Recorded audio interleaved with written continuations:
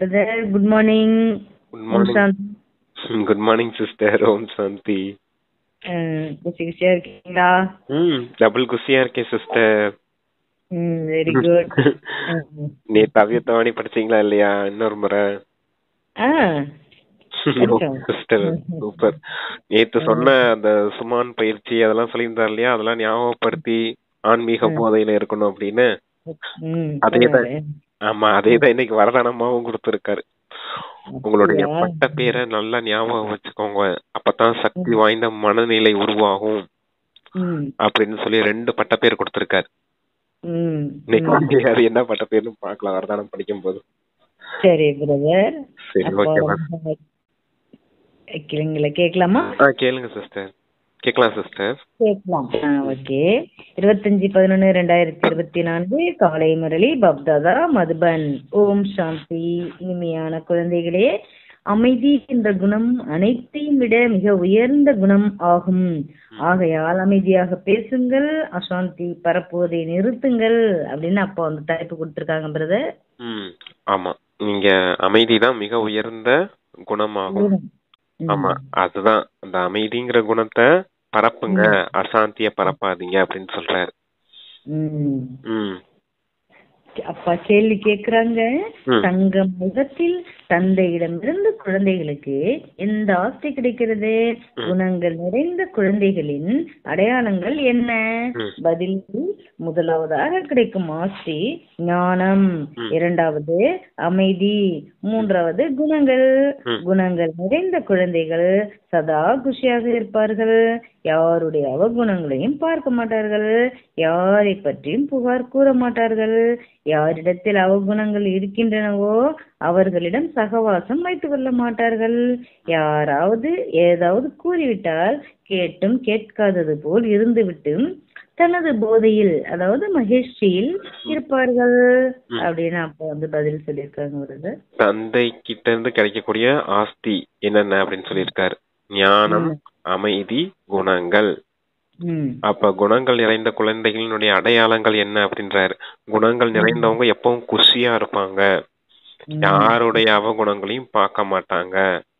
யார பத்தினியும் புகார் சொல்ல மாட்டாங்க. அதான், யாருக்கிட்ட அந்த அவகுணங்கள் இருக்குதோ அவங்க கிட்ட சகவாசமே வச்சுக்க மாட்டாங்க. ஆமா, யாராவது தப்புன்னு தவறுமா பேசினா கூட அவங்க பேசுறத கேட்டும் கேட்காத போல இருந்து தன்னுடைய ஆன்மீக போதையில அந்த குஷியில அந்த மகிழ்ச்சியிலேயே இருப்பாங்க அப்படின்னு சொல்லியிருக்காரு. 5 பாயிண்ட் இருக்குது அதுல. 5 பாயிண்ட் ஞாபகம் வச்சுக்கணும். குணங்கள் நிறைந்த குழந்தைகள் எப்படி இருப்பாங்க அப்படின்னு. ஓம் சாந்தி. ஆன்மீக தந்தை வந்து ஆன்மீக குழந்தைகளுக்கு புரிய வைக்கிறார். ஒன்று, தந்தையிடமிருந்து ஞானத்தின் ஆஸ்தி கிடைத்துக் கொண்டே இருக்கிறது. தந்தையிடமிருந்து குணங்களை கிரகித்துக் கொள்ள வேண்டும். பிறகு இந்த சித்திரங்களிடம் இருந்து, அதாவது லட்சுமி நாராயணன் குணங்களை கிரகித்துக் கொள்ள வேண்டும். அமைதியின் கடல் என்று தந்தை கூறப்படுகின்றார். ஆக அமைதியையும் தாரணை செய்ய வேண்டும். அமைதிக்காகத்தான் தந்தையை புரிய வைக்கின்றார். ஒருவருக்கு ஒருவர் அமைதியாக பேசிக் கொள்ளுங்கள். இந்த குணத்தை தாரணை செய்ய வேண்டும். ஞானம் என்ற குணத்தை தாரணை செய்து கொண்டுதான் இருக்கிறீர்கள். இந்த ஞான படிப்பை படிக்க வேண்டும். இந்த ஞான படிப்பு இந்த விசித்திரமான தேகமற்ற தந்தை தான் கற்பிக்கிறார். விசித்திரமான ஆத்மாக்கள் குழந்தைகள் படிக்கின்றன. இது இங்கிருக்கும் புது விஷயமாகும். இதனை வேறு யாரும் அறியவே இல்லை. கிருஷ்ணரை போன்ற தெய்வீக குணங்களையும் தாரணை செய்ய வேண்டும். நான் அமைதியின் கடலானவன். ஆக இங்குதான் அமைதியை ஸ்தாபனை செய்ய வேண்டும் என்று தந்தை புரிய வைக்கின்றார். இந்த ஞான கடல், அமைதி கடல் ரெண்டையும் சொல்றார். தந்தை தான் ஞான கடல். அப்ப குழந்தைகளான நீங்களும் ஞான கடல் ஆகணும் அப்படிங்கிறதுக்காக சொல்றாரு. இந்த ஞானத்தின் விஷயத்த சொல்றாரு. அப்புறம் அமைதி கடல் பாபா இருக்காரு. அதே போல குழந்தைகளும் அமைதி கடலா ஆகணும். குணங்களை சொல்றாரு. தந்தை கிட்ட இருந்து குணங்களையும் கிரகிக்கணும். நீங்க இந்த தெய்வீக குணங்கள் நிரம்பிய தேவதைகளா இருக்காங்க இல்லையா, இந்த லட்சுமி நாராயணன். அப்ப அவங்க கிட்ட இருந்தும் நீங்க உங்களுடைய குணங்களை கிரகிக்கணும் அப்படிங்கறத சொல்றாரு. முதல்ல அந்த கேள்வி பதில சொன்னார் இல்லையா, ஞானம், அமைதி, குணங்கள், இதுதான் தந்தை கிட்ட இருந்து கிடைக்கக்கூடிய முதல் ஆஸ்தி அப்படின்னு. அதான் இந்த குணங்கள் எல்லாம் கிரகிக்கணும் நீங்க அப்படிங்கறத சொல்றாரு அப்பா. ம். ம் ஓகே பிரதர். தந்தை போக வேண்டும். ம் அமைதியாக இருக்கிறேன். என்னோட இங்கு அந்த கிருஷ்ணர் வரைக்கும் சொன்னீங்க. கிருஷ்ணனை போன்று தெய்வீக குணங்களையும் தானே செய்ய வேண்டும். நான் அமைதியின் கடலானவன் ஆக இங்குதான் வாசிச்சிட்டீங்களோ? வைத்திருக்கிறார். அசாந்தி அழிந்து போக வேண்டும். எந்த அளவிற்கு நான் அமைதியாக இருக்கிறேன் என்று தனது நடத்தையை பார்த்துக் கொள்ள வேண்டும். பல ஆண்கள் அமைதியை விரும்புபவர்களாக இருக்கின்றனர். அமைதியாக இருப்பது நல்லது என்று நினைக்கின்றனர். அமைதி என்ற குணம் மிகவும் உயர்ந்தது ஆகும். ஆனால் அமைதி எப்படி ஸ்தாபனையாகும்? அமைதி என்பதன் பொருள் என்ன என்பதை பாரதவாசி குழந்தைகள் அறியவில்லை. தந்தை பாரதவாசிகளுக்குத்தான் கூறுவார், பாரதத்தில் தான் தந்தை வருகின்றார், உள்ளுக்குள் அவசியம் அமைதியாக இருக்க வேண்டும் என்பதை இப்பொழுது நீங்கள் புரிந்து கொள்கிறீர்கள். யாராவது அசாந்தி ஏற்படுத்துகிறார்கள் எனில் தானும் அசாந்தி ஏற்படுத்த வேண்டும் என்பது கிடையாது. அசாந்தி ஆவதும் கூட அவகுணமாகும். அவகுணங்களை நீக்க வேண்டும். ஒவ்வொருவரிடம் இருந்தும் குணங்களை கிரகிக்க வேண்டும். அவகுணங்களின் பக்கம் பார்க்கவே கூடாது. அசாந்திக்கான ஓசைகளை கேட்டுக் கொண்டிருந்தாலும் சுயம் அமைதியாக இருக்க வேண்டும். அமைதி குணத்துக்காக சொல்றாரு அப்பா. அந்த அதுவும் கேள்வி பதில சொன்னதுதான். நீங்க அமைதியா இருந்தீங்க, அசாந்தியா இருக்கிறதே பெரிய அவகுணம்னு சொல்றாரு அப்பா. நீங்களும் அமைதியா இருந்து மற்றவர்களும் அமைதியா இருக்கணும். மற்றவங்க உங்களை அசாந்தி பண்றாங்கன்னா நீங்க அசாந்தி ஆகக்கூடாது. ஏன்னா நீங்க அமைதி கடலின் குழந்தைகள். அப்ப அமைதிதான் மிக உயர்ந்த குணம். அமைதியா பேசுங்க அப்படிங்கறத சொல்றாரு. அவங்க அசாந்தி பண்ணாலும் நீங்க அமைதியா பேசுங்க, நீங்க அசாந்தி ஆகாதீங்க. அதான் அசாந்தி ஆகிறது கூட அவகுணம்னு சொல்றாரு.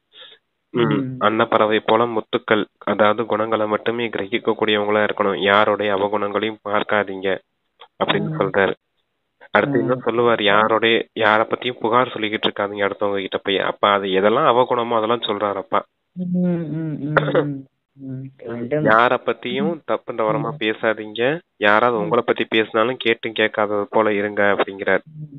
இருக்க வேண்டும் அப்படின்றாங்க. ஆமா. Okay brother. அதாவது ஒவ்வொருவரிடமிருந்தும் குணங்களை தான் கிரகிக்கணும், அவங்க பார்க்க கூடாது. ஏனெனில் பாபா மற்றும் தாதா இருவரும் அமைதியாக இருக்கின்றனர். ஒருவரும் தடுமாறுவது கிடையாது, வருத்தப்படுவது கிடையாது. இந்த பிரம்மாவும் கற்றுக்கொண்டார் அல்லவா? எந்த அளவிற்கு அமைதியாக இருப்பீர்களோ அந்த அளவிற்கு மிகவும் நல்லதாகும். அமைதியாக இருந்தால்தான் நினைவு செய்ய முடியும். அசாந்தியாக இருப்பவர்கள் நினைவு செய்ய முடியாது. ஒவ்வொருவரிடம் இருந்தும் குணத்தை கிரகித்தே ஆக வேண்டும். கண்டிஷனா சொல்லிட்டாங்க இன்னைக்கு அப்பா, கிரகித்தே ஆக வேண்டும். தத்தாத்திரேயரின் உதாரணமும் இங்குதான் இருக்கிறது. தேவதைகளை போன்ற குணங்கள் நிறைந்தவர்கள் யாரும் கிடையாது. ஒரே ஒரு விகாரம்தான் மூல காரணமாக இருக்கிறது. அதன் மீது நீங்கள் வெற்றி அடைந்து கொண்டிருக்கிறீர்கள், அடைந்து கொண்டே இருக்கிறீர்கள். கர்மேந்திரியங்களின் மீது வெற்றி அடைய வேண்டும். சொல்றீங்களா பிரதர்? ஆமா, தத்தாத்திரேயனை போல நீங்க அந்த குணங்களை கிரகிக்க கூடியவங்களா இருக்கணும் அப்படிங்கிறாரு.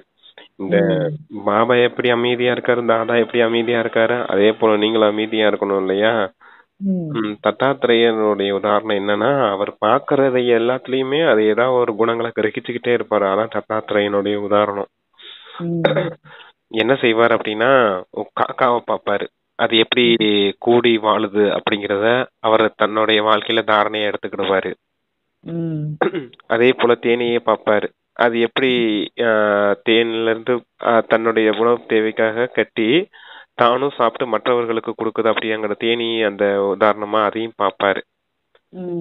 அதுல இருந்தும் அதோடைய அந்த தேனியோட குணத்தையும் கிரகிச்சுக்கிடுவாரு. அதே போல நாமளும் அடுத்தவங்களுக்கு இனிமையை கொடுக்கக்கூடியவங்களா இருக்கணும் அப்படின்னு.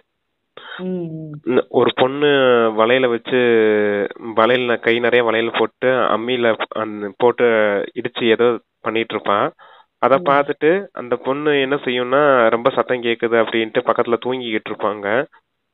அத பார்த்துட்டு அந்த பொண்ணு வளையல் எல்லாம் பூரா கழட்டிட்டு ஒரே ஒரு வளையல மட்டும் போட்டுட்டு இடிக்கும். ம். அத பார்த்துட்டு என்ன நினைப்பாருன்னா, நாமளும் இதே போல யாருக்கிட்டையும் சத்தம் எழுப்பக்கூடாது, அடுத்தவங்களுக்கு தொந்தரவு செய்யக்கூடாது, எப்பவும் ஒரே நினைவுல இறை நினைவுல இருக்கும்போது அமைதியா இருப்போம் அப்படிங்கிற அந்த தாரணையெல்லாம் அவர் வாழ்க்கையில ஒவ்வொன்றையா கண்ணால எதெல்லாம் பாக்குறாரோ அதெல்லாம் தாரணையை எடுத்துக்கிட்டே இருப்பாரு. அதே போல நீங்களும் எதெல்லாம் கண்ணால பாக்குறீங்களோ அவகுணங்கள் எல்லாம் நீக்கிக்கிட்டு உங்களுக்கு தேவையான குணங்களை மட்டும் கிரகிச்சுக்கிட்டே இருங்க அப்படிங்கிறதுக்கு தான் அந்த தத்தாத்திரேயனுடைய உதாரணம் கொடுக்கப்பட்டிருக்குது அப்படின்னு சொல்றாரு. இப்ப இந்த குணங்களை கிரகிக்கணும், அதுக்கு தத்தாத்திரேயனுடைய உதாரணம். பாபா அமைதியானவரா இருக்காரு, தாதா அமைதியானவரா இருக்காரு, அதே போல நீங்களும் அமைதியானவர்களா இருக்கணும். இந்த உலகத்துல வாழக்கூடிய ஆண்களும் கூட சில இடங்கள்ல நம்ம அமைதியா இருக்கிறது நல்லதுதான் அப்படின்னு நினைக்கவும் செய்யறாங்க இல்லையா? அப்ப நீங்களும் அமைதி குணத்தையும் எல்லாம் அந்த அவகுணங்களை எல்லாம் நீக்கிட்டு குணங்களை கிரகிங்க அப்படிங்கறது சொல்றாரு. Very good, excellent. அந்த வலையில எக்ஸாம்பிள் வந்து ரொம்ப அருமையா இருக்கு. Very good, super. கர்மேந்திரியங்களின் மீது வெற்றி அடைய வேண்டும், அவகுணங்களை வெற்றிவிட வேண்டும். பார்க்கவே கூடாது, பேசவும் கூடாது. யாரிடத்தில் குணங்கள் உள்ளனவோ அவர்களிடத்தில் மட்டுமே செல்ல வேண்டும். மிக இனிமையாகவும் அமைதியாகவும் இருக்க வேண்டும்.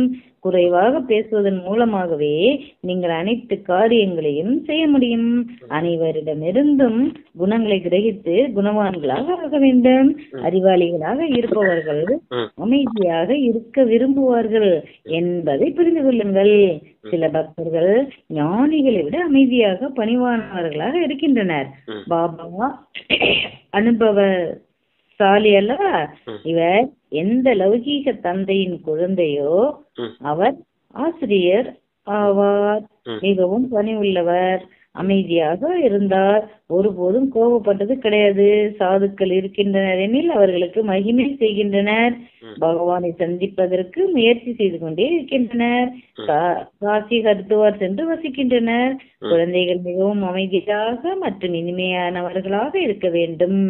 இங்கு யாராவது அசாந்தியுடன் இருக்கின்றனர் எனில் பிறகு அமைதியை பரப்புவதற்கு நிமித்தமாக ஆக முடியாது.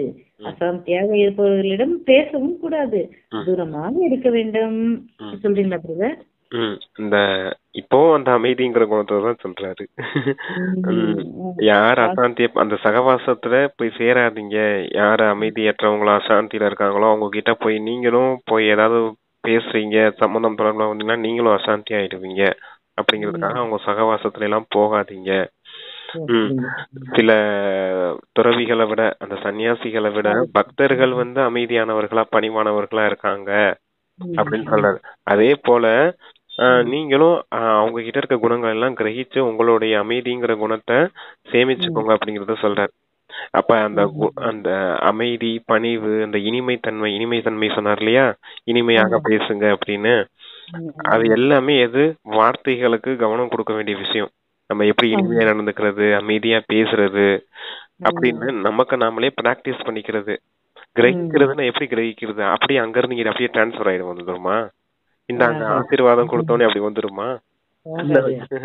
அப்ப பார்த்து நான் எப்படி இதை கொண்டுட்டு வருது, எப்படி நான் அமைதியா பேசுறது, ஒரு 1000 முறை பிராக்டிஸ் பண்ணணும். நம்ம பார்த்து இந்த இடத்துல எப்படி பேசுறது அமைதியா பேசணும். அவங்க கோவப்பட்டு தான் பேசுவாங்க, நான் எப்படி அமைதியா பேசுறது? நான் உங்ககிட்ட கோவப்பட்டா எனக்கெல்லாம் பாவ கர்மம் உண்டாகும், நான் கர்மத்தீத்த நிலை அடைய முடியாம போகும், எனக்கெல்லாம் பதவி குறையும். அப்ப நான் எப்படி அமைதியா பேசுறது, எப்படி நான் இனிமையா பேசுறது, நான் எப்படி அவங்க கிட்ட நல்ல விதமா அவங்கள ஹேண்டில் பண்ணி பக்குவமா எடுத்துட்டு போறது? நான் தான் ராஜா ஆக போறேன், இவங்களே சமாளிக்க முடியலன்னா நாளைக்கு பிரஜைகள் எல்லாம் எப்படி சமாளிப்பேன் நானு? 3/4 கல்பத்துக்கு ராஜாவாகணும்னா சும்மா சாதாரண விஷயம் இல்லை இல்லையா? ஆமா, 3500 வருஷம் ராஜாவே வாழணும் அப்படின்னு என்ன இருக்கணும்? 3500 வருஷம் 4000 வருஷத்துக்கும். அத கலியுகத்துல கூட ராஜாவா வரணும்னு தான் அப்பா சொல்றாரு. அப்ப அவ்வளவு வருஷம் ராஜாவாகணும்னா இப்பயே இவங்களெல்லாம் ஹேண்டில் பண்ண எனக்கு தெரிஞ்சா தானே அந்த சம்ஸ்காரம் ஆத்மா எடுத்துட்டு போகும். அதுதானே 5000 வருஷத்துக்கு கூடவே வரும். அதுக்காகத்தான் அப்ப சொல்றாரு, அந்த குணங்கள் எல்லாம் கிரகிச்சு உங்களெல்லாம் எப்படி ஹேண்டில் பண்றது, நான் எப்படி இனிமையா பேசுறது, அமைதியா பேசுறது, பணிவா நடந்துக்கிறது அப்படிங்கறதெல்லாம் கிரகிங்க, பயன்படுத்துங்க, உங்களுக்குள்ளேயே அந்த மாற்றத்தை கொண்டுட்டு வாங்க அப்படிங்கறது சொல்றாரு. இவர்களுக்கு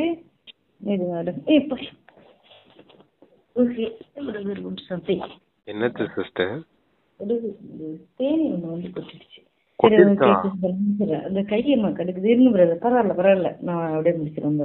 அமைதியை பிறப்பதற்கு நிமித்தமாக ஆக முடியாது, அசந்தேன் இருப்பவர்களிடம் பேசவும் கூடாது, தூரமா இருக்கின்ற இதெல்லாம் படிச்சு வித்தியாசம் இருக்கிறது அல்லவா. அவர் கொக்கு, இவர் அன்னப்பறவை. அன்னப்பறவை முழு நாளும் முத்துக்களை தேர்ந்தெடுத்து கொண்டே இருக்கும். எழுந்தாலும் அமர்ந்தாலும் நடந்தாலும் தனது ஞானத்தை சிந்தனை செய்து கொண்டே இருங்கள். யாருக்காவது எப்படி புரிய வைப்பது, தந்தையின் அறிமுகம் எப்படி கொடுப்பது என்பதே முழு நாளும் புத்தியில் இருக்க வேண்டும். எந்த குழந்தைகள் வந்தாலும் அவர்களிடத்தில் படிவம் ஃபார்ம் நிரப்பப்படுகிறது என்று பாபா புரிய வைத்திருக்கின்றார். சென்டர்களில் யாராவது பாடம் கோர்ஸ் எடுத்துக்கொள்ள விரும்புகின்றனர் எனில் அவர்களிடத்தில் படிவம் நிரப்பப்படுகிறது. பாடம் எடுக்க விரும்பவில்லை எனில் படிவம் நிரப்பப்பட வேண்டிய அவசியம் இல்லை. இவர்களிடத்தில் நிரப்பப்பட வேண்டிய அவசியம் இல்லை.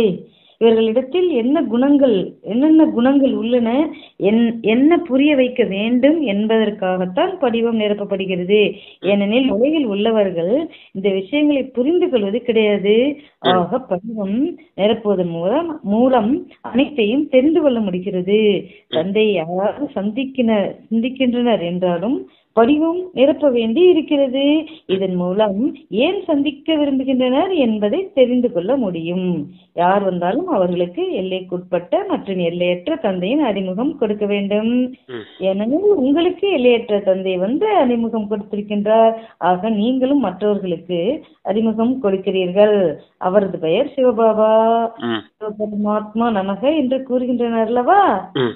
அந்த சொல்லுங்க வரைக்கும் அந்த ஃபார்ம் நிரப்புறத பத்தி சொல்லிட்டு இருக்காரு. சென்டருக்கு யாராவது கோர்ஸ் எடுக்க வராங்க அப்படின்னா அவங்க கிட்ட ஃபார்மை கொடுத்து நிரப்ப சொல்லுங்க. இல்லாட்டினா அவங்கள சொல்லி கேள்வி கேட்டு நீங்க ஃபார்மை ஃபில்அப் பண்ணி வச்சுக்கோங்க. அப்ப அவங்க என்ன புரிஞ்சு வச்சிருக்காங்க, இங்க வந்து என்ன கத்துக்க போறாங்க அப்படிங்கிற விஷயத்த நீங்க புரிஞ்சுக்க முடியும். நீங்க அவங்களுடைய மனநிலையை புரிஞ்சுக்க முடியும். அவங்களுடைய எந்த பிலீவ் சிஸ்டத்துல இருக்காங்க அப்படிங்கறத நீ தெரிஞ்சுக்கலாம் அப்படின்றதுக்காக அந்த ஃபார்ம் எழுத சொல்லுவாங்க. நம்ம கூட சென்டர் போகும்போது ஃபார்ம் எழுத சொல்லிருப்பாங்க. உங்களை எழுத சொன்னாங்களா சிஸ்டர்?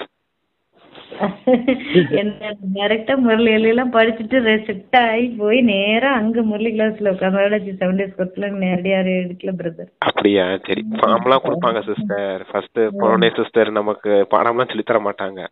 எங்க இருந்து வாரீங்க, ஏது வாரீங்க அப்படின்னு எல்லாம் கேட்டுட்டு ஃபார்ம் எல்லாம் ஃபில்அப் பண்ணி கொடுக்க சொல்லுவாங்க.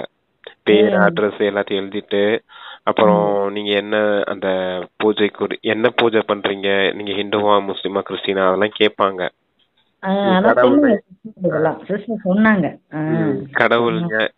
கடவுள்னா யாரு என்ன ஏதுன்னு கேட்டு எழுத சொல்லுவாங்க. நீங்க என்ன புரிஞ்சு வச்சிருக்கீங்க அப்படிங்கறதுக்காக கேட்பாங்க.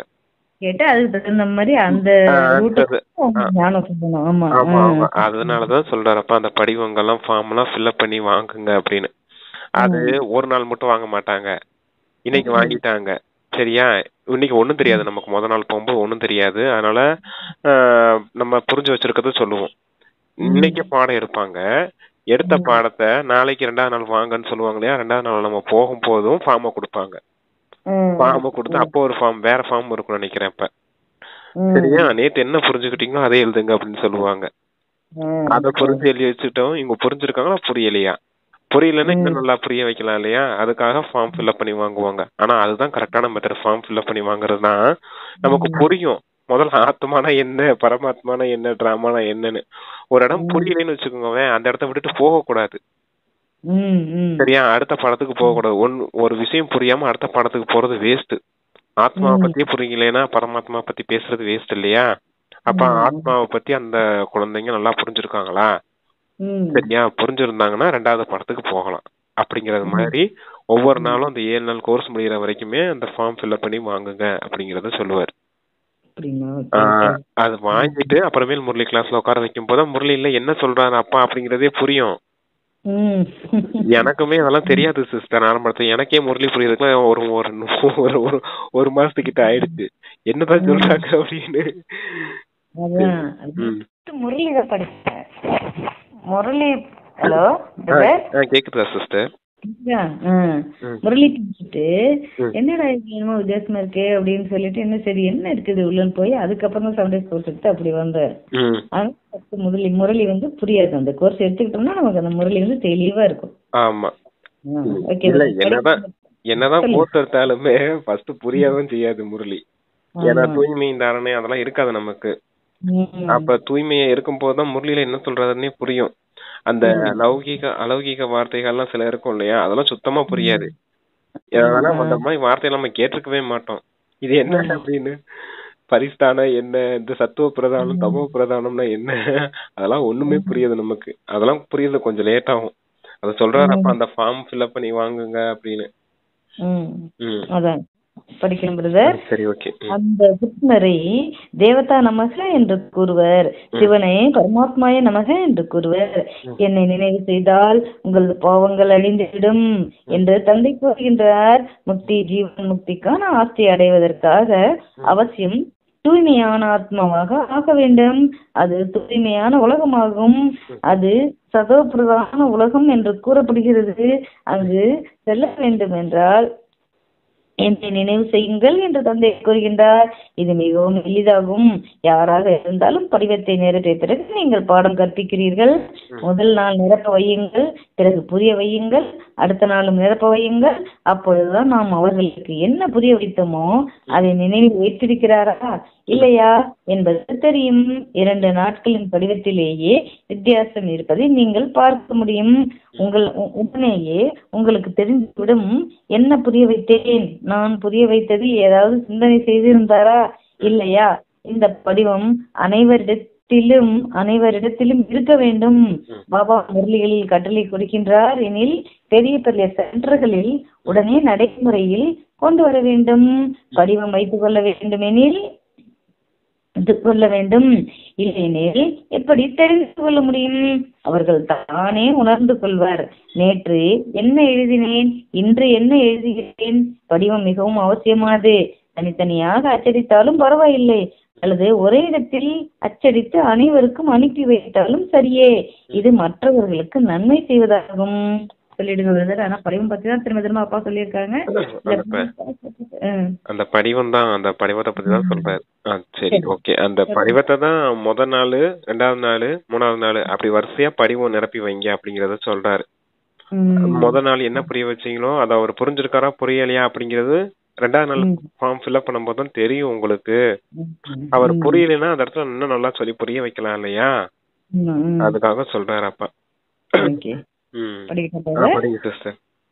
குழந்தைகளாகிய நீங்கள் தேவி தேவதை ஆவதற்காக இங்கு வந்திருக்கிறீர்கள். தேவதை என்ற வார்த்தை மிகவும் உயர்ந்தது. தெய்வீக குணங்களை தாரணை செய்பவர்கள் தேவதைகள் என்று கூறப்படுகின்றனர். இப்பொழுது நீங்கள் தெய்வீக குணங்களை தாரணை செய்து கொண்டு இருக்கிறீர்கள். ஆக எங்கு இந்த கண்காட்சி அல்லது அருங்காட்சியகம் நடைபெறுகிறதோ அங்கு இந்த படிவம் அதிகமாக இருக்க வேண்டும். எந்த மனநிலையுடன் இருக்கின்றன என்பதே தெரிந்துவிடும். புரிந்து கொண்டு பிறகு புரிய வைக்க வேண்டியிருக்கும். குழந்தைகள் சதா குணங்களை மட்டுமே வர்ணிக்க வேண்டும், ஒரு பொழுதும் அவகுணங்களை அல்ல. நீங்கள் குணவான்களாக ஆகிறீர்கள் அல்லவா. யாரிடத்தில் அதிக குணங்கள் உள்ளனவோ அவர்கள் மற்றவர்களிடத்திலும் குணங்களை பரப்ப முடியும். குணங்களுடையவர் ஒரு பொழுதும் குணங்களை பரப்ப முடியாது. அதிக காலம் கிடையாது என்பதை குழந்தைகள் அறிவீர்கள். அதிக முயற்சி செய்ய வேண்டும். நீங்கள் தினமும் பிரயாணம் யாத்திரை செய்து கொண்டே இருக்கிறீர்கள் என்று தந்தை புரிய வைக்கின்றார். அதீந்திரிய சுகம் கோபியர்களிடம் கேளுங்கள். இது வரைக்கும் சொல்லிடுறீங்களா பிரதர்? அவகுணங்களை பரப்பக்கூடாதுங்கிறது சொல்லியிருக்காங்க. பார்க்க சொல்லியிருக்கிறாங்க. அந்த தத்தாத்திரியனை பத்தி சொன்னார்லயே, அதுதான் குணங்களை பாருங்க, குணங்களை கிரகிங்க, அவகுணங்களை பார்க்காதீங்க, அவகுணங்களை பத்தி வர்ணிக்காதீங்கன்றாரு. அதுதான் முக்கியம். ஏன்னா குணங்களை பத்தியே வர்ணிச்சிட்டு இருந்தோம்னா குணங்களை கிரகிக்க முடியும். அவகுணங்களை பத்தி அவங்க இப்படி இவங்க இப்படின்னு பேசிட்டு இருந்தோம்னா என்ன அர்த்தம்? அவகுணங்களை பத்தி பேசுறோம், அவகுணங்களை பத்தி வர்ணிச்சிட்டு இருக்கோம்னா அவங்கள பத்தின தப்பான எண்ணங்கள் உள்ள போகும். அப்ப அது கடந்துட்டு அதை வெளியேற்றுறதுக்கு வேலை பார்க்கணும். இதெல்லாம் தேவைதானா? அதனாலதான் குணங்களை பத்தியே பேசுங்க, அவகுணங்களை பத்தி பேசாதீங்க, யார பத்தியும் பேசாதீங்க அப்படிங்கறத சொல்றாரு. அந்த அத்தீந்திரிய சுகத்தை பத்தி கோபியர்களுக்கு தெரியும் அப்படின்னா அது சாஸ்திரத்துல எழுதி வச்சிருக்காங்க. அத்தீந்திரிய சுகம்னா என்ன அப்படின்னு அங்க கிருஷ்ணருடைய அந்த இதுல இருந்தாங்க இல்லையா, அது என்னது, பிருந்தாவனத்துல இருந்தாங்க இல்லையா, அவங்க கிட்ட கேளுங்க, அந்த கோபியர்களுக்கு தெரியும் அத்தீந்திரிய சுகம்னா என்னன்னு அப்படின்னு சாஸ்திரத்தை எழுதி வச்சிருக்காங்க. அந்த கோபியர்கள் யாருன்னு சொல்லுவார், நாம தான். அந்த நினைவு யாத்திரையிலே இருக்கீங்க இல்லையா, அந்த நினைவு யாத்திரையில இருந்து கிடைக்கக்கூடிய இந்திரியங்களுக்கு அப்பாற்பட்ட சுகம், அத்தீந்திரிய சுகம், மனதிலிருந்து கிடைக்கக்கூடிய சுகம், அந்த சுகத்தை பத்தி இந்த கோபியர்களுக்கு தான் தெரியும் அப்படிங்கறத சொல்ற. அதாவது நீ அதிக முயற்சி செய்ய வேண்டும், நீங்கள் தினமும் பிரயாணம் யாத்திரை செய்து கொண்டே இருக்கிறீர்கள் என்று தந்தை புரிவிக்கின்றார். அதீந்திரிய சுகம் படிச்சுட்டேன். கோபியரிடம் கேளுங்கள் என்ற புகழானது கடைசி நேரத்திற்கான விஷயமாகும். இப்பொழுது வரிசை கிரமமாக இருக்கிறீர்கள். சிலர் உள்ளுக்குள் குஷிக்கான பாட்டு பாடிக்கொண்டே இருக்கின்றனர். ஆகா, பரம்பிதா பரமாத்மா எனக்கு கிடைத்திருக்கின்றார், அவரிடமிருந்து நான் ஆசை அடைகிறேன். அவர்களை பற்றி எந்த புகாரும் இருக்க முடியாது. யாராவது ஏதாவது கூறினாலும் கூட கேட்டும் கேட்காதது போன்று இருந்து தனது போதையில் மூழ்கி இருக்க வேண்டும். ஏதாவது வியாதி அல்லது துக்கம் போன்றவைகள் ஏற்படுகிறது எனில் நீங்கள் நினைவில் இருந்தால் போதும். இந்த கணக்கு வழக்குகளை இப்பொழுதே முடிக்க வேண்டும். பிறகு நீங்கள் 21 பிறவிகளுக்கு மலர்களாக ஆகிறீர்கள். அங்கு துக்கத்திற்கான விஷயமே இருக்காது, குஷி போன்ற சத்தான உணவு கிடையாது என்று பாடப்படுகிறது. பிறகு சோம்பல் போன்ற அனைத்தும் பறந்து விடுகிறது. இதுதான் உண்மையான குஷியாகும். அது பொய்யானதாகும். செல்வம் கிடைத்தது, நகை கிடைத்தது எனில் குஷி அடைவர். இது எல்லையற்ற விஷயம் ஆகும். நீங்கள் அளவற்ற குஷியுடன் இருக்க வேண்டும். நாம் 21 பிறவிகளுக்கு சதா சுகமானவர்களாக இருப்போம் என்பதை அறிவீர்கள். நாம் என்ன ஆக போகிறேன் என்ற நினைவில் இருங்கள். எல்லையற்ற குஷி, எல்லைக்கு அப்பாற்பட்ட குஷி அப்படிங்கிற 2 சொல்றாரு. எல்லைக்குட்பட்ட குஷி என்னது, நகை கிடைச்சிச்சு, பணம் கிடைச்சிச்சுன்னா சந்தோஷமா இருப்பீங்க இல்லையா, அதே போல எனக்கு பாபா கிடைச்சாரு, பாபா கிட்ட இருந்து 21 பிறவிக்கான ஆஸ்தி கிடைக்குதுங்கிறது தான் எல்லையற்ற குஷி. அப்ப எல்லைக்குட்பட்ட குஷி, எல்லையற்ற குஷி, 2 குஷியின் அனுபவம் இருக்குது இல்லையா உங்களுக்கு அப்படிங்கறத சொல்றாரு. அது ஒரு பிறவிக்கான செல்வம் எப்படி அழியக்கூடியது, அது அழிஞ்சு போயிடும். ஆனா 21 பிறவிக்கு கூடவே வரப்போகுது. 2500 வருஷத்துக்கும் முழுமையா சுகமானவர்களா ஆக போறீங்க. அப்படிங்கன்னா இது எவ்வளவு எல்லைக்கு அப்பாற்பட்ட குஷி. இந்த நினைவு யாத்திரையில இருங்க அப்படிங்கறத சொல்றாரு. இந்த நினைவுலயும் இந்த போதையிலயும் இந்த குஷியிலயும் இருங்க அப்படிங்கிறார். சொல்லிட்டுங்களா? அது வேற ஒண்ணும், அதேதான். ஆமா, ஓகே. பாபா என்று கூறுவதன் மூலம் துக்கம் தூர விலகிவிட வேண்டும். இது 21 பிறவிகளுக்கான குஷியாகும். இப்பொழுது இன்னும் சிறிது காலம்தான் இருக்கிறது. நாம் நமது சுகதாமத்திற்கு செல்வோம். பிறகு வேறு எதுவும் நினைவிற்கு வரக்கூடாது. இந்த பாபா தனது அனுபவம் கூறுகின்றார். எவ்வளவு செய்திகள் வருகின்றன, தவறுகள் நடந்து கொண்டே இருக்கின்றன. பாபாவிற்கு எந்த விஷயத்திலும் துக்கம் ஏற்படுவது கிடையாது. கேட்பார், நல்லது, இது நாடகம், இது ஒன்றும் பெரிய விஷயம் கிடையாது. நாம் அளவிட முடியாத பொக்கிஷத்திற்கு உரியவர்களாக ஆகின்றோம். தனக்குள் உரையாடல் செய்வதன் மூலம் தான் குஷி ஏற்படும். மிகவும் அமைதியாக இருப்பர், அவர்களது முகமும் மிகவும் குஷியாக இருக்கும். உதவித்தொகை ஸ்காலர்ஷிப் கிடைக்கிறது எனில் முகம் எவ்வளவு குஷியாக விடுகிறது. நீங்களும் இந்த லட்சுமி நாராயணன் போன்று சிரித்த முகத்துடன் இருப்பதற்கான முயற்சி செய்து கொண்டிருக்கிறீர்கள். அவர்களிடத்தில் ஞானம் கிடையாது. உங்களிடத்தில் ஞானம் இருப்பதால் குஷியுடன் இருக்க வேண்டும், சிரித்த முகத்துடன் இருக்க வேண்டும்.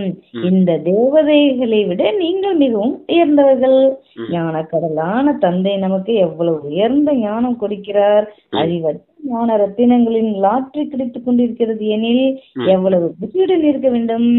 உங்களது இந்த பிறப்பு வைரம் போன்றது என்று பாடப்பட்டிருக்கிறது. நீங்க குஷியா இருக்கணும் அப்படின்னா என்ன காரியம் செய்யணும்? ஆமா, அதான் சொல்றாரு. அப்போ ஞானத்தை சிந்தனை பண்ணுங்க, தனக்குள்ளேயே உரையாடி கொண்டுங்க, அப்பதான் குஷி ஏற்படும். மற்றவர்கிட்ட போய் பேசணும்னு அவசியமே கிடையாது. நீங்க தனக்கு தானே உரையாடி கொள்ளுங்க அப்படிங்கிறாரு. இப்படி இருந்தோம், இப்படி வந்துட்டோம், இப்ப மறுபடியும் இப்படி ஆக போறோம் அப்படிங்கிற அந்த சிந்தனை இருந்துகிட்டே இருக்கணும். இப்ப அப்பாவை நினைக்கிறதுக்கு அப்பா என்னென்ன யுக்தி எல்லாம் கொடுக்கறாரு, என்னென்ன பாயிண்ட்ஸ் எல்லாம் சொல்றாரு, அதெல்லாம் சிந்தனை செஞ்சு பாருங்க. அப்ப குஷி ஏற்படும். எதுக்காக அப்பா அப்படி எல்லாம் சொல்றாரு நமக்கு அப்படிங்கறதெல்லாம் சொல்லுங்க. அதுவும் அப்பா எப்படிப்பட்டவரா இருக்காரு, ஒளி புள்ளியா இருக்காரு, அவர் எப்படி அழகா பிரம்ம பாபா உடல்ல பிரவேசமாகறாரு, அதே போல நானும் கூட ஆத்மா இந்த உடல்ல பிரவேசமாயி இருக்கேன், இத்தனை வருஷமா இது எனக்கு தெரியாம இருந்திருக்குது அப்படின்னு எதையாவது பேசிட்டு இருங்க. ஞானத்தின் சிந்தனைய, இந்த யோகத்தின் சிந்தனைய ஏதோ ஒண்ணு செஞ்சுட்டே இருங்க. அப்பதான் குஷி ஏற்படும். அடுத்தவங்க கிட்ட குஷி ஏத்தன என்ன ஆகும், கொஞ்ச நேரம் நல்லா இருக்கும், அப்புறம் அவங்க உடனே துக்கம் கொடுப்பாங்க. அதனாலதான் ரொம்ப நெருங்கி போகாதீங்க மனிதர்கள் கிட்ட அப்படிங்கறத சொல்லுவாரு. சுகம் கொடுக்கற மாதிரி சுகம் கொடுப்பாங்க, அப்புறமே ஏதாவது குத்தி காட்டுவாங்க, அசாந்தி பண்ணுவாங்க. அதனால அந்த அவகுணங்களை பார்க்காதீங்க, அந்த அவகுணங்கள் உடைய மனிதர்களோட சவாசம் வச்சுக்கிடாதீங்க அப்படின்னு சொல்லுவார். அவங்க கிட்ட போய் பேசின என்ன பேசுவாங்க, அவங்க எப்படி இவங்க எப்படின்னு புறணி பேசிக்கிட்டு இருப்பாங்க. அப்ப அவகுணங்களை கிரகிக்க வேண்டியது இருக்கும்.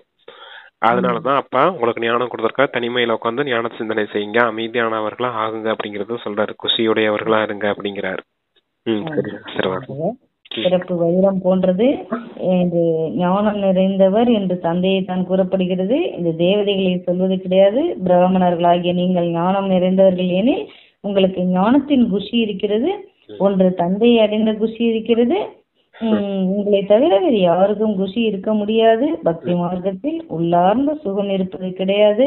பக்தி மார்க்கத்தினுடையது செயற்கையான அல்பகால சுகமாகும். அதன் பெயரே சொர்க்கம் சுகதாமம் ஆகும். இங்க வந்துட்டாங்கப்பா திரும்ப சத்தியகத்துக்கு ஆகும்.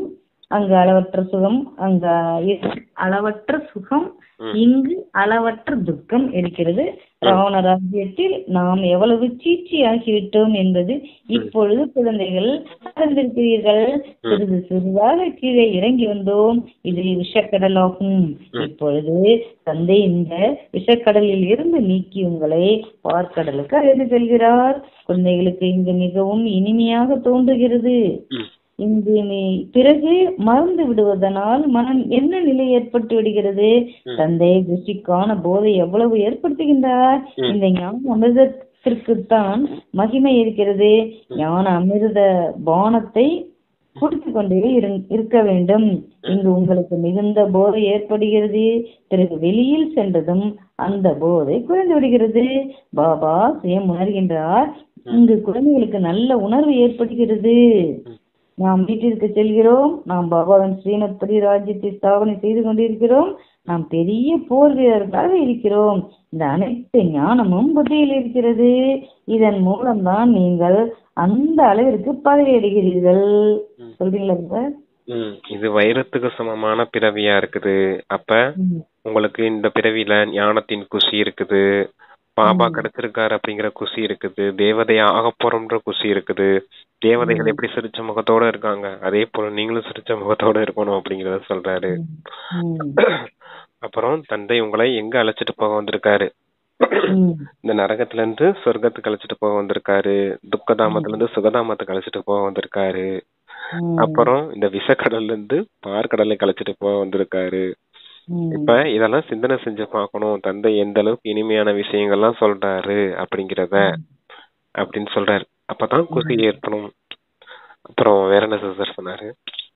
அந்த அளவுக்கு பதிவு அடையறீங்க.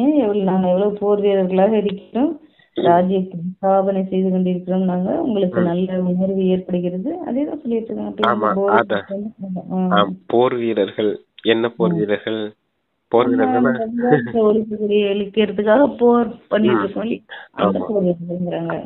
ராவண ராஜ்யத்தை அழிச்சு ராமராஜ்யத்தை உருவாக்கக்கூடிய போர் அது செஞ்சுட்டு இருக்கோம் அப்படின்னு சொல்றாங்க. அமைதியின் போர் அப்படின்னு கூட சொல்லலாம். அத எங்க போர் நடத்துறோம்? மாயாவோட போர் நடத்துறோம். இந்த உலக மனிதர்களோட போய் தேகதாரிகளோட சண்டையிடுறது கிடையாது. நமக்குள்ள இருக்க அந்த 5 விகாரங்கள் அழிக்கிறதுக்கான முயற்சி அதை செய்துட்டு இருக்கோம். அதான் போர். மாயையோட யுத்தம் இருக்குது, 5 விகாரங்களோட யுத்தம் செய்துட்டு இருக்கீங்க அப்படிங்கறத சொல்ற. அதான் போர் வீரர்களா இருக்கீங்க. அதுவும் மறைமுகமான போர் வீரர்கள் சொல்லுவார். இன்கார்கிட்டனோ வாரியர்ஸ் அப்படின்னு சொல்லுவார் இல்லையா? அதுதான் சரி, ஓகே சார். அவசியம் கற்பிப்பது யார் என்பதை பாருங்கள். எல்லையற்ற தந்தை அனைத்தையும் கூறிவிடுகின்றார். ஆக குழந்தைகளிடத்தில் எவ்வளவு குஷி இருக்க வேண்டும், மற்றவர்களுக்கும் குஷி கொடுக்க வேண்டும் என்று உள்ளத்தில் வர வேண்டும். ராவணனுடைய சாபம் மற்றும் தந்தையிடமிருந்து ஆஸ்தி கிடைக்கிறது. ராவணனின் சாபத்தின் மூலம் நீங்கள் எவ்வளவு துக்கம் அசாந்தியானவர்களாக ஆகிவிட்டீர்கள். ராவணனின் சாபத்தின் மூலம் எவ்வளவு துக்கம் அசாந்தியாக ஆகிவிட்டீர்கள். பல கோடியர்களுக்கு சேவை செய்ய வேண்டும் என்று உள்ளம் இருக்கிறது. ஆனால் கலசம் தாய்மார்களுக்கு கிடைக்கிறது. சக்தி சேனை அல்லவா வந்தே மாதரம் என்று பாடப்பட்டிருக்கிறது. கூடவே வந்தே மாதரம் என்றும் இருக்கவே இருக்கிறது. ஆனால் பெயர் தாய்மார்களுக்கு தான் இருக்கிறது. முதலில் லட்சுமி, பிறகு நாராயணன், முதலில் சீத்தை, பிறகு ராமர். சீத்தை ராமன் சொல்றோம், சீதாராமன் பிறகு ராமர். இங்கு முதலில் ஆண்களின் பெயர், பிறகு பெண்ணின் பெயர் எழுதுகின்றனர். இது விளையாட்டு அல்லவா? தந்தை அனைத்தையும் புரிய வைக்கின்றார். பக்தி மார்க்கத்தின் ரகசியத்தையும் புரிய வைக்கின்றார். பக்தி என்னென்ன நடைபெறுகிறது?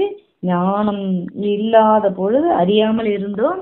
முதலில் நாம் படிக்காதவர்களாக, உபயோகமற்றவர்களாக இருந்தோம், அசுத்தத்தில் கிடந்தோம் என்பதை இப்பொழுது நீங்கள் புரிந்திருக்கிறீர்கள். இப்பொழுது அனைவரின் நடத்தைகளும் மாறிக்கொண்டே இருக்கிறது. உங்களது நடத்தைகள் தெய்வீகமானதாக ஆகிக்கொண்டிருக்கிறது. 5 விகாரங்களினால் அசுர நடத்தைகளாக ஆகிவிடுகிறது. எவ்வளவு மாற்றம் ஏற்படுகிறது. ஆக மாற்றம் கொண்டு வர வேண்டும் அல்லவா? சொல்றீங்களா பிரதர்? தந்தை தாய்மார்களின் தலையில தான் ஞானத்தின் கலசத்தை வச்சிருக்காரு. அதனாலதான் மகிமை கூட எப்படி ஏற்பட்டிருக்குது. லட்சுமி நாராயணன், சீதாராமன் அப்படின்னு தான் பேர் கூட வைக்கிறாங்க. அப்ப இது பெண்கள் தாய்மார்களின் பேர் முன்னாடி வந்துருச்சு இல்லையா, முன்னுரிமை கொடுக்கறாங்க இல்லையா பக்தி மார்க்கத்துல கூட அப்படிங்கறது சொல்றாரு. அப்புறம் என்ன சிஸ்டர் சொன்னாரு? அதாவது ஆண்கள் பேரை முன்னாடி எழுதுறாங்க. ஆமா, இப்ப என்னன்னா இப்ப பெண்கள் அவங்க பேருக்கு பின்னாடி போடுறாங்க இல்லையா. இப்ப ஏதோ பெண்கள் பேரை முன்னாடி போட்டு ஆண்கள் பேரை பின்னாடி சேர்த்துக்கிறாங்க இல்லையா. அதனுடைய விஷயம் கூட எங்க பேரை முன்னாடி போறாங்க, இனிஷியல் போறாங்க பிரதர். ஆண்கள் பேரை போட்டு எழுதுறாங்க. இப்ப அப்பா வந்து இந்த பெண்கள் பேரு முன்னாடி வர்றது வந்து பத்தி அந்த கம்பேரிசன் பத்தி சொல்லிட்டு இருக்காரு. ஆமா, அடுத்து சொல்லுங்க. அடுத்த சிஸ்டர் என்ன சொன்னாரு? அசுர நடத்தை.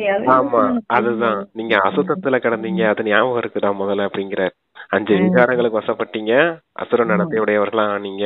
இப்ப 5 விகாரங்களை விடுங்க, தந்தை கொடுக்கக்கூடிய குணங்களை கிரகிங்க, தெய்வீக நடத்தையுடையவரா ஆவீங்க அப்படிங்கறத சொல்ற. அனைவரின் நடத்தைகளும் மாறிக்கொண்டிருக்கிறது. தெய்வீகமானவர்களாக ஆகிக்கொண்டிருக்கிறார்கள். விகாரத்தினால் 5 விகாரத்தினால் அசுர நடத்தை ஆகிவிடுகிறது. எவ்வளவு மாற்றம் ஏற்படுகிறது. ஆக மாற்றம் கொண்டு வர வேண்டும் அல்லவா? சரீரத்தை விட்டு விட்டால் பிறகு மாற முடியாது. தந்தையிடத்தில் சக்தி இருப்பதால் பலரிடத்தில் மாற்றம் கொண்டு வர செய்கின்றார். சில குழந்தைகள் தங்களது அனுபவங்களை கூறுகின்றனர். நான் மிகவும் குறையுடன் சாராயம் குடிப்பவனாக இருந்தேன். இப்பொழுது அதிக மாற்றம் ஏற்பட்டிருக்கிறது. இப்பொழுது நான் மிகவும் அன்பாக இருக்கிறேன். அன்பினால் ஆனந்த கண்ணீரும் வந்து கொண்டிருக்கிறது. தந்தை அதிகமாகவே புரிய வைக்கின்றார். ஆனால் இந்த அனைத்து விஷயங்களும் மறந்து விடுகிறீர்கள். இல்லையெனில் குஷியின் அளவு அதிகரித்து கொண்டே இருக்க வேண்டும். நாம் பலருக்கு நன்மை செய்ய வேண்டும். மனிதர்கள் அதிகம் துக்கமானவர்களாக இருக்கின்றனர். அவர்களுக்கு வழி கூற வேண்டும். புரிய வைப்பதற்கும் எவ்வளவு முயற்சி செய்ய வேண்டியிருக்கிறது, திட்டம் வாங்க வேண்டியிருக்கிறது. இவர்கள் அனைவரையும் சகோதரன் சகோதரிகளாக ஆக்கி விடுகின்றனர் என்ற வார்த்தை முன்பிருந்தே இருக்கிறது. அரே, சகோதரன் சகோதரி என்ற சம்பந்தம் நல்லதல்லவா அப்படிங்கிறாங்க அப்பா. அதுல படிக்கும் போது எனக்கு நல்ல ஒண்ணு ஞாபகம் வந்துச்சு. முதல்ல ஒருத்தர் சாராயம் குடிச்சிட்டு அழுதுட்டு இருந்தாரு.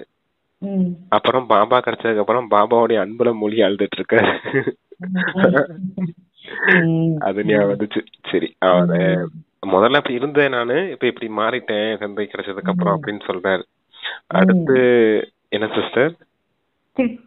வாங்க வேண்டிய அந்த ஆரம்ப காலத்துல இருந்தே இவங்க கிட்ட போகாதீங்க, பிரம்மகுமாரி கிட்ட போனீங்கன்னா அங்க இது கணவன் மனைவிய கூட சகோதரி ஆக்கிடுவாங்க, சகோதரன் சகோதரி ஆக்கிடுவாங்க, தூய்மையா இருக்க சொல்லுவாங்க, ஸ்ட்ரிக்டா ஃபாலோ பண்ண சொல்லுவாங்க அப்படின்ற பேரும் அவ பேரும் இங்க இருக்குது அப்படிங்கறத சொல்றாரு.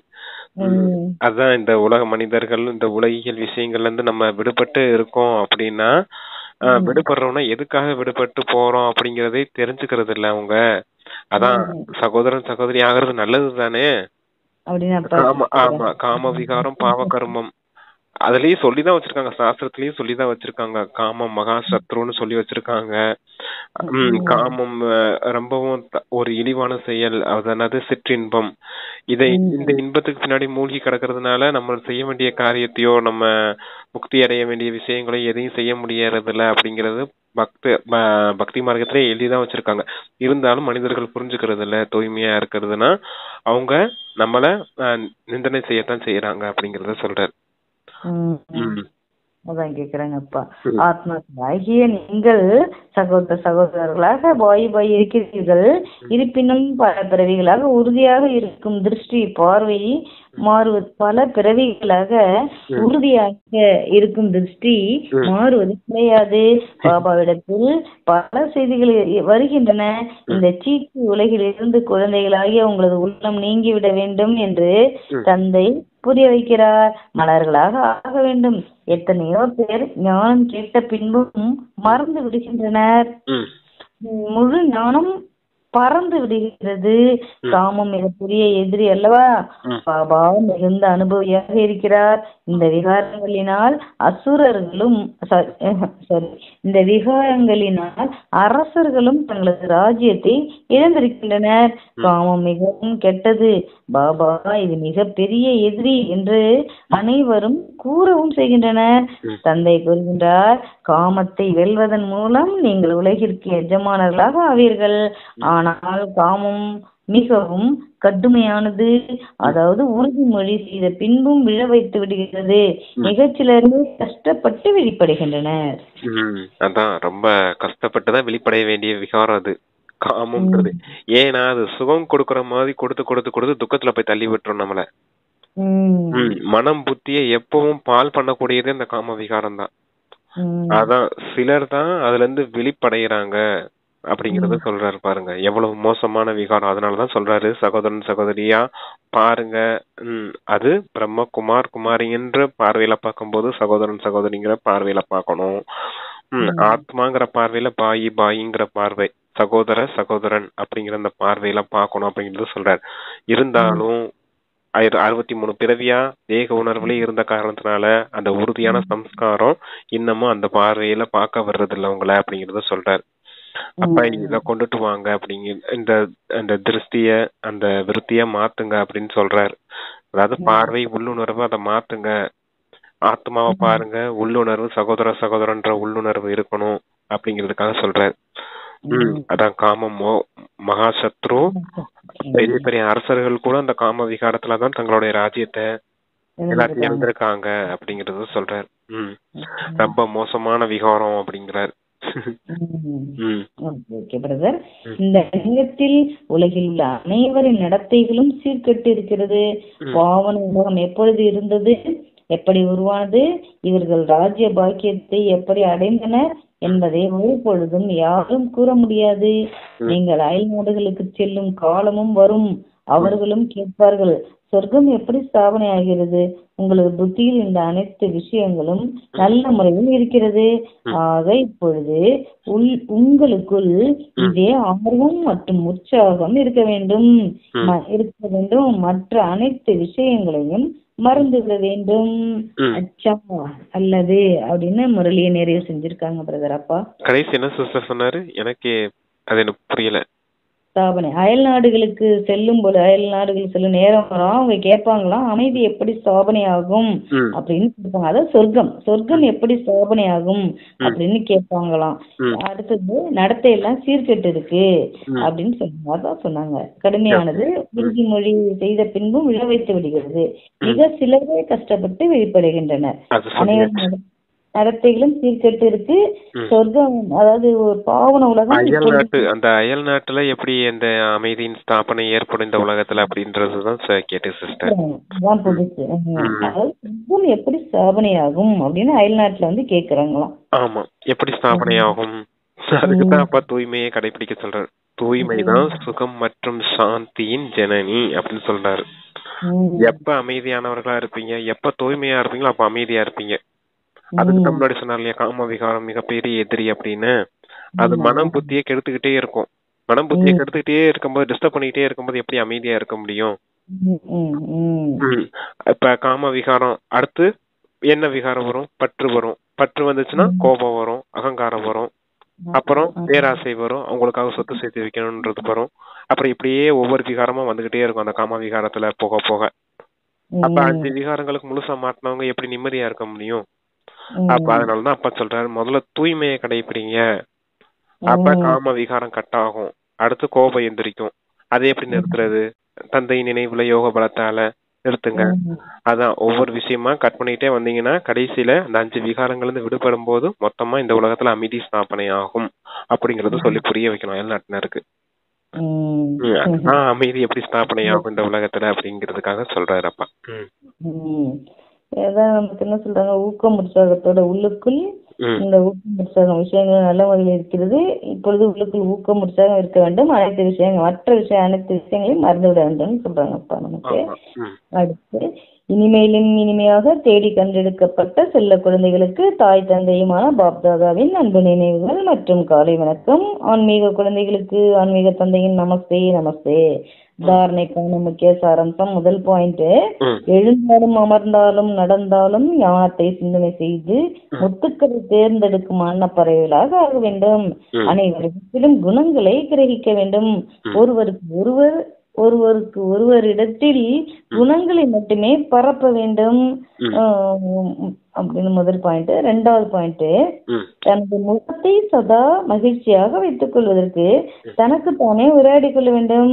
ஆகா, நான் அளவற்ற பொக்கிஷங்களுக்கு எஜமானனாக ஆகின்றேன். ஞானக்கடல் தந்தையின் மூலம் எனக்கு ஞான ரத்தினங்களின் லாற்றி கிடைத்துக் கொண்டிருக்கிறது அப்படின்னு ரெண்டாவது பாயிண்ட் சொல்லியிருக்காங்க. ஆமா, ரெண்டுமே ரொம்ப முக்கியமான பாயிண்ட். ஒண்ணு, ஞான சிந்தனை செய்யும் போதுதான் குஷி ஏற்படும். எழுந்தாலும் நடந்தாலும் அமர்ந்தாலும் எப்பவுமே அது சொல்றாரு, எப்பவும் எழுந்தாலும் அமர்ந்தாலும் உட்கார்ந்தாலும் என்ன பண்ணாலும் தந்தை நினைவுலே இருங்க அப்படின்னு சொல்லுவார் முரளியில. நீங்க பாருங்க, எழுந்தாலும் அமர்ந்தாலும் உட்கார்ந்தாலும் ஞான சிந்தனை செய்துக்கிட்டே இருங்க அப்படின்னு சொல்றாரு. ரெண்டுமே முக்கியம்தான். ஏதோ ஒண்ணு செய்யுங்க, ஆனா சங்கம யுகத்துக்குள்ள இருக்கீங்களான்னு பாத்துக்கோங்க. நீங்க சாப்பிடும் போது கூட தந்தை நினைவுல சாப்பிடுங்கன்னு சொல்லுவார் இல்லையா, அப்ப கூட ஞான சிந்தனை செய்துக்கிட்டே சாப்பிடலாம். ஏன்னா நமக்கு ஆத்மா பரமாத்மா நினைவு வரலைன்னா இந்த ஞான சிந்தனை செய்துட்டே சாப்பிட்டீங்கன்னா அது ரொம்ப ஈஸியா இருக்கும் உங்களுக்கு. அதுக்காக அப்பா சொல்றேன், அதான் சங்கம யுகத்திலே வாழுங்க அப்படிங்கறதுக்காக சொல்றாரு. அத பாருங்க, தனக்குத்தானே பேசிக்கொள்ளும் போதுதான் குஷி ஏற்படும். தனக்குத்தானே எப்படி பேசுகிறது? அது இந்த மாடு அசைப்படுது இல்லையா, முதல்ல நல்லா சாப்பிட்டுக்கணும், சாப்பிட்டதை எடுத்து அசைப்பட்டுட்டே இருக்கும் இல்லையா, அதே போல ஞானத்தை நல்லா உள்வாங்கிக்கோங்க. அப்ப கேட்ட ஞானத்தை மனம் புத்தியில வச்சு அசை போட்டுட்டே இருங்க. அப்ப உங்களுக்குள்ளே நீங்களே பேசிக்கிடுவீங்க. அப்பதான் குஷி ஏற்படும் அப்படிங்கறத சொல்ற. ஓகே சார், அவ்வளவுதான். முகர்த்தி சார் தனக்கு ரெண்டுமே கவர் ஆயிடுச்சு இல்லைங்களா? அப்பா வர்ணனை கொடுக்குறாங்க. தனது பட்டப்பெயரை நினைவு செய்வதுடன் சக்தி வாய்ந்த மனோநிலையில் உள்ள மரியாதையாளர் ஆகுக. பட்டப்பெயரை நினைவு செய்வதுடன் சக்தி வாய்ந்த மனோநிலையில் உள்ள சுயமரியாதையாளர் ஆகுக. சங்கம யுகத்தில் பாபா தன் குழந்தைகளுக்கு உயர்ந்த பட்டம் தருகின்றார். இந்த பெருமிதத்திலேயே இருங்கள். பட்டம் நினைவில் வந்தவுடனேயே சக்தி வாய்ந்த மனோநிலையும் வர வேண்டும். அதாவது அந்த பெருமிதத்திலே இருங்கள். பட்டம் நினைவில் வந்தவுடனேயே சக்தி வாய்ந்த மனோநிலையும் வர வேண்டும். சுயதரிசன சக்கரதாரி என்னும் நினைவு வந்த உடனேயே பிற சிந்தனையற்றவராகிவிட வேண்டும். சுய தரிசனத்திற்கு முன்னால் மாயையின் தலை துண்டாக வேண்டும். நாம் மகாவீர். இந்த பட்டம் நினைத்த மாத்திரமே ஆடாது அசையாது உறுதியான மனோநிலை பெறுபவரே நான் மகாவீர். இந்த பட்டம் நினைத்த மாத்திரமே ஆடாது அசையாது உறுதியான மனோநிலை பெறுபவரே சிரேஷ்ட சுய மரியாதைக்கு உரியவர் அப்படின்னு அப்பா வரதானத்துக்கு விஸ்தாரம் கொடுத்திருக்காங்க. ஆமா, பட்டம் சங்கம யுகத்துல அப்பா நிறைய சமான் கொடுத்திருக்காரு உங்களுக்கு, அதுதான் பட்டம்னு சொல்றாரு. அந்த பட்டம் நிறைய கொடுத்திருக்காரு. அப்ப அந்த பட்டத்தின் போதையிலே நினைவிலேயே அந்த பெருமிதத்திலே இருங்க அப்படின்னு சொல்றாரு. அந்த பட்டம் நினைவு வந்தவுடனே உங்களுக்கு சக்திசாலியான மனநிலை உருவாக வேண்டும். அதான் அந்த மாதிரி மனநிலை உருவாகணும் உங்களுக்கு. அதுக்குதான் 2 பட்டத்தை இன்னைக்கு சொல்லியிருக்காரு, 2 சுமான சொல்லியிருக்காரு. இது எதுக்காகனா மனம் புத்திக்காக சொல்லியிருக்காரு. சுயதரிசன சக்கரதாரி ஆகுங்க அப்படின்னு சொல்ல அந்த நினைவு வந்தோடனே, அந்த பட்டத்தின் நினைவு வந்தோடனே, நம்ம சொல்றோம் இல்லையா சுயதரிசன சக்கரதாரின்னு, நான் சுயதரிசன சக்கரதாரி அப்படிங்கிற நினைவு வந்தோடனே பரச்சிந்தனை பரதர்சன் செய்யக்கூடிய அந்த விஷயம் முடிஞ்சு போயிடணும் அப்படிங்கறத சொல்றாரு. மனம் புத்தி பிறரை பத்தியே சிந்தனை செஞ்சுக்கிட்டு இருக்கோம் இல்லையா. இப்ப காம விகாரமா இருக்கட்டும், பற்றுதலா இருக்கட்டும், கோபமா இருக்கட்டும், அவங்க என்னை இப்படி பேசிட்டாங்க, இவங்க இப்படி பாத்துட்டாங்க, இவங்க என்ன இப்படி செஞ்சுட்டாங்க அப்படிங்கறதெல்லாம் வருது இல்லையா. அதெல்லாம் பிறரை பற்றி சிந்தனை செய்யறது, பிறரை பார்க்கக்கூடிய அந்த பழக்கம், அதனால வரக்கூடிய விஷயம். உங்களுக்கு அப்பா கொடுத்த கடமை என்ன, உங்களுக்கு அப்பா கொடுத்த பேர் என்ன, சுயதரிசன சக்கரதாரி. சுயத்தை பாருங்க, சுயத்தை மட்டும் சிந்தனை செய்யுங்க. நான் எப்படி இந்த உலக டிராமால பார்த்து பண்ணி வந்திருக்கேன், இந்த 84 பிறவிகளின் சக்கரம் இருக்கு இல்லையா, அதை மட்டும்தான் உங்க மனம் புத்தியில வச்சு சிந்தனை செய்யணும். அடுத்தவங்க அப்படி இருக்காங்க, இவங்க எப்படி இருக்காங்க, இந்த தேகம் எப்படி இருக்குது, அந்த தேகம் அப்படி இருக்குது, அந்த தேகத்தை பாக்குறது, அந்த கவர்ச்சியில இன கவர்ச்சியில மயங்குறது, அதெல்லாம் இருக்கக்கூடாது அப்படிங்கறதுக்காக சொல்றாரு. உங்களுக்கு எப்ப சுயதரிசன சக்கரதாரி நினைவு வந்துச்சோ அப்ப பரச்சிந்தனை கட்டாகணும். அப்பதான் மாயையின் தலை இந்த சுயதரிசன சக்கரத்தால துண்டிக்கப்படும் அப்படிங்கறத சொல்றாரு. இது சுயதரிசன சக்கரதாரிக்கு. ரெண்டாவது மகாவீர், அங்கதனை போல ஆடாத அசையாத மனநிலை அப்படிங்கறத சொல்றாரு. அது என்ன அப்படின்னா, அங்கதன் எப்படி ராவண ராஜ்யத்துல அந்த ராவணனுடைய தூதுவன் ராமருடைய தூதுவரா போவார் இல்லையா ராவணன் முன்னாடி, அப்ப அவர் காலை கூட அசைக்க முடியாது. ஏன்னா அங்க இருக்க எந்த அசுரர்களாலையும் ராவணனாலையும் அசைக்க முடியாது. அப்ப மாயை என்னுடைய சுண்டு விரல கூட அசைக்க முடியாது அப்படிங்கிற மகாவீர் போல, அந்த அங்கதனம் போல உறுதியா ஆடாத அசையாதவரா இருக்கணும். அங்க காலுன்னு காமிச்சிருக்காங்க, தோலை காலை காமிச்சிருக்காங்க. இங்க அப்பா சொல்றது மனம் புத்தி, ஆடாத அசையாதவர்களே உண்மையான சுயமரியாதைக்குரியவர் ஆவார் அப்படின்னு. பொதுவா சொல்லுவாங்க அந்த காலுங்கிறது புத்தியின் கால், புத்தி ஆட. ஆமா, இந்த புத்தி கால அசைக்க முடியாது மாயா. ஏன்னா மாயா அட்டாக் பண்றதே முதல்ல ஏதாவது அட்டாக் பண்ணுமா, புத்திய மயக்கடிப்பான், மயக்கம், அதாவது புத்திய மயங்க வைப்பான். அதனாலதான் புத்தியின் காலம் அசைக்க முடியாது. அதத்தான் அங்கதனுடைய ஒரு சுண்டு வரல கூட அசைக்க முடியல ராவணனால அப்படிங்கறத சொல்வார். அதான் 2 சுயமரியாதை, 2 பட்டம் கொடுத்திருக்காரு இன்னைக்கு. இந்த 2 பட்டத்தை ஞாபகம் வச்சுக்கோங்க அப்படிங்கிறார். சக்கரதாரி ஆத்மா, நான் மகாவீர் ஆத்மா அப்படின்னு அந்த வரதானத்துல இன்னைக்கு 2 சோமான் இருக்கு. இத வாழ்க்கை ஃபுல்லா அப்ளை பண்ணலாம். எந்த விஷயத்துக்கு இந்த 2 விஷயத்த அப்ளை பண்ணா போதும், ஈஸியா மாயிட்டு இருந்து தப்பிச்சிடலாம். நம்மள அதிகமா இது பண்றதே இந்த மனம் புத்தி ஆடத்தான் செய்யறது. இந்த விஷயமும் அந்த பிறரை பற்றி சிந்தனை செய்துட்டு பிற தேகத்தை பத்தி யோசிக்கிறதும் தான் நமக்கு பெரிய பிரச்சனை. அதனாலதான் அதுல கூட அவன் அங்கதன் காலை ஊனி நிக்கும் போது யாரோட நினைவுல இருப்பானா, ராமரோட நினைவுல இருப்பார். ஜெய் ஸ்ரீராம்னு சொல்லி காலை ஊனி நிப்பாரு. அந்த ராம்ன்றது யாரு, ஆத்ம ராமனை குறிக்கக்கூடியது, ஸ்தூல ராமன் கிடையாது. சரி, ஓகே, சரிங்க சார். ஸ்லோகன் யோகன் அலைந்து கொண்டிருக்கும் ஆத்மாக்களின் விருப்பங்களை பூர்த்தி செய்வதற்காக கண்டறியும் சக்தியை அதிகப்படுத்துக. அலைந்து கொண்டிருக்கும் ஆத்மாக்கள், அலைந்து கொண்டிருக்கும் ஆத்மாக்கள்னா இங்க கோயிலுக்கு வாசல் வாசல் அலைஞ்சிட்டு இருக்காங்க இல்லையா, பகவான் இங்க இருப்பாரா அங்க இருப்பாரா, ஆமா அங்க இருப்பாங்களா இங்க இருப்பாரா, என்ன செய்வாரு, எனக்கு அமைதி கொடுங்கன்னு வாசல் வாசல் அலைஞ்சுக்கிட்டு இருக்காங்க. இங்க அமைதி கிடைக்குமா, அங்க அமைதி கிடைக்குமா, இங்க என்னுடைய தேவைகள் பூர்த்தி ஆகுமா, இந்த கோயிலுக்கு பொண்ணுடைய தேவைகள் பூர்த்தி ஆகுமா, எனக்கு செல்வம் அதிகரிக்குமா, என்னுடைய ஆயுள் அதிகரிக்குமா, என்னுடைய வம்ச விருத்தி ஆகுமா அப்படிங்கறதெல்லாம் போய் கேட்டுட்டு இருக்காங்க இல்லையா வாசல் வாசலா போய் கோயில்ல. அது போல கோயிலா இருக்கட்டும், மடமா இருக்கட்டும், ஆசிரமமா இருக்கட்டும், நிம்மதியிலேன்னு ஒவ்வொரு இடத்துக்கா போறாங்க இல்லையா. இப்ப நிறைய மெடிடேஷன் எல்லாம் வந்துருச்சு இல்லையா. அதான் வாசல் வாசலா போறவங்க அவங்களுடைய விருப்பங்களை எல்லாம் பூர்த்தி செய்வதற்கு கண்டறியும் சக்தியை அதிகரியுங்கள் அப்படிங்கிறார்.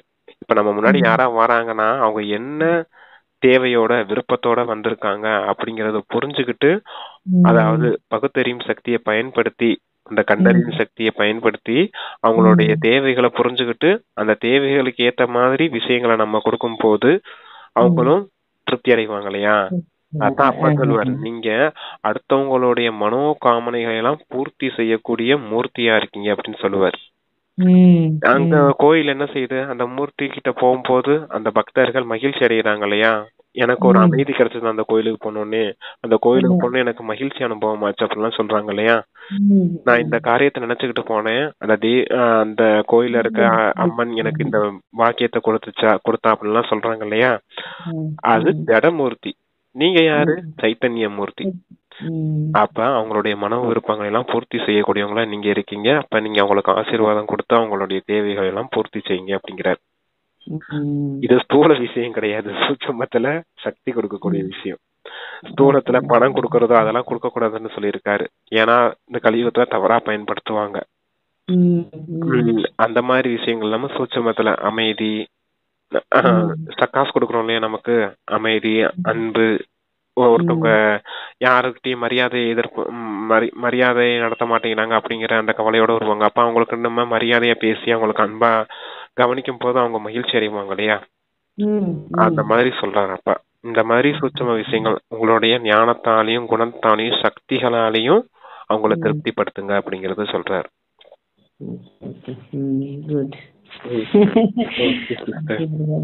அருமையான ஸ்லோகன், அருமையான பிரதானம். உண்மை நம்ம சங்கம வாழ்க்கையே இறைவன் எல்லாம் தெரிஞ்சுக்கிட்டேன். ரொம்ப அருமையான இருக்கு. இன்னைக்கு ரொம்ப நாள் கழிச்சு வந்த விஷயம் என்னன்னா, அந்த அதிகமா அப்பா யூஸ் பண்ணாத வார்த்தைன்னா அந்த ஃபார்ம் ஃபில்அப் பண்றத பத்தி நீங்க சொல்லியிருந்தாரு. அதுதான் இருக்கா பிரதர், நான் பிறகு கேட்கறேன், கட் பண்றேன். Okay sister, thank you. ஓம் சாந்தி. தேங்க்யூ பாபா. பாபா ஏற்பாடு செய்து கொடுத்த அனைத்து உள்ளங்களுக்கும் சரவணாபுரவருக்கும் நன்றி. நன்றி. இந்த முரளியை படிக்கும் ஆத்மாக்கள் விரைவாக அநாதி ஆதி சுரூபங்களை தெரிந்து கொள்ளட்டும். நன்றி பாபா. நன்றி பிரதர். ஓம் சாந்தி. ஓம் சாந்தி.